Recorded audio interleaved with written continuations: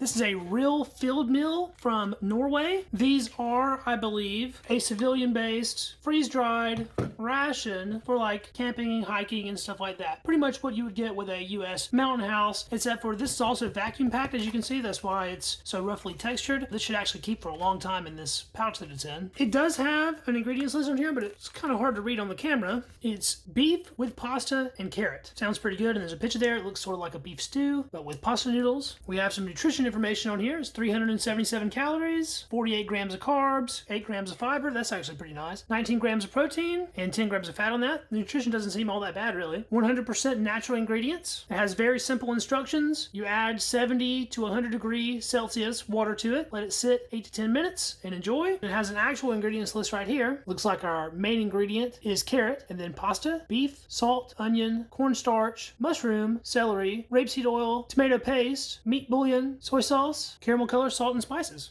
So, not bad. Sounds pretty good. I haven't had anything from Norway before, so this will be a first for me. And you can see down here at the bottom that it's produced by Drytech, and that is in Norway. Let's open this up and see what the inside is looking like. It has a nice little tear notch on here for us. Being vacuum sealed, we sure hear a little bit of a hiss. There was a slight hiss on that.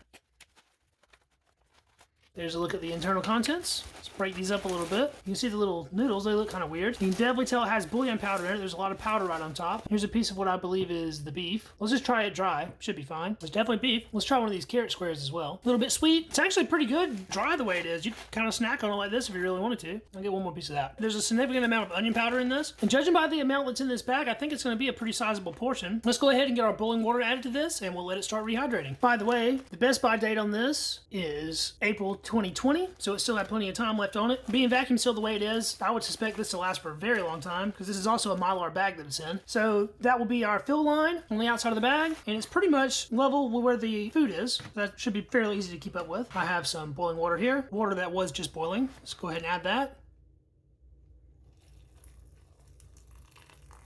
Maybe just another little splash. It didn't come with any included utensils, so I'm going to use an MRE spoon. We'll give it a stir up, making sure to pay close attention to those corners. I can already tell that they're pretty dry in there. On fill alone, I'm thinking we might need to add some more water to this. And that's what I'm going to do, put just a little bit more straight down in the bottom. Try to give that another mix. Hopefully that's good enough. We'll seal this up and give it its 8 to 10 minutes that it asked for, and then we'll try it out. As this has been rehydrating, the aroma is really filling the room. It's quite strong. It smells heavily of onion and other spices. I think it's been just about 8 minutes, so let's take a look at it, see how it's doing. It's kind of just a pile of mush in there. Let's try one of these pasta noodles and see if they're soft yet. Yeah, that was soft. We'll get this into a bowl just so it'll be a little bit easier to see. Basically everything came out of there. Kind of fell out in a big blob. Break this up a little bit. See, a little bit of it didn't quite rehydrate 100%. Overall, it looks fairly decent. It's not really soupy. It's very thick and stew-like. You can see the carrot chunks in there, and there's some nice chunks of beef. It absorbed all the liquid. It would probably benefit from another little splash of hot water. Let's try this piece of beef to see if it's rehydrated yet.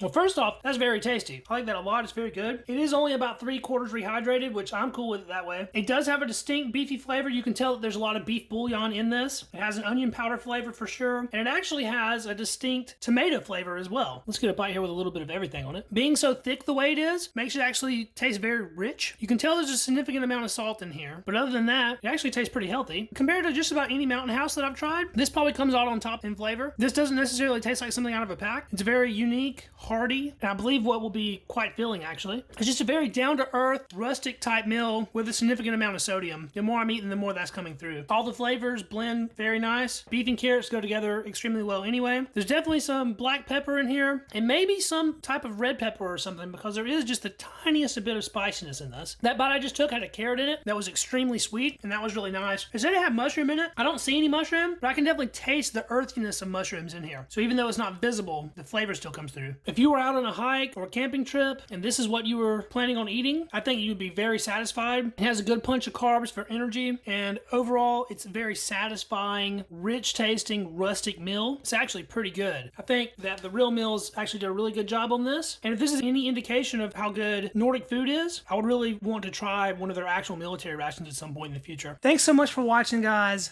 This has been Ration Rewind, the series in which I'm reposting my old ration reviews from my first YouTube channel. If you enjoyed this video, please give it a thumbs up to help it out with that Google algorithm. And don't forget to subscribe to the channel to catch all of my future ration content. This is the one-stop shop for MRE related content. Old and new, foreign and domestic, military and commercial. We do it all here on Readiness Rations. Be sure to drop me a comment and check out my social links down in the description of this video. And I will be back with a new video for you guys next week. Until then, I will catch you in the next video.